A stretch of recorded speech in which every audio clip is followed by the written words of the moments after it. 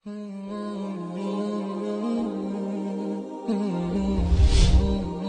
اسلامي دولت کې باید دیني زده کړو ته د عصري زده کړو په پرتله لومړیتوب ورکړل شي. د دې معنا دا نه ده چې عصري زده کړې د بیخي پرېښودل شي،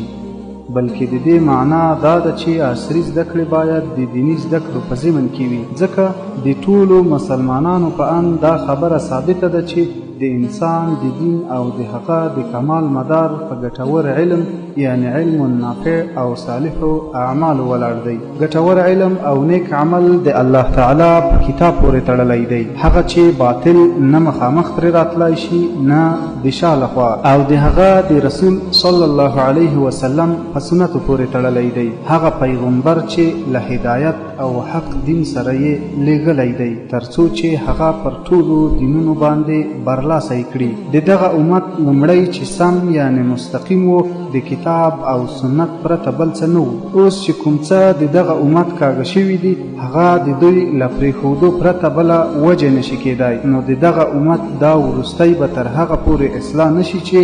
بیرته بیا دوی قرآن او سنتو ته ستانه نشي.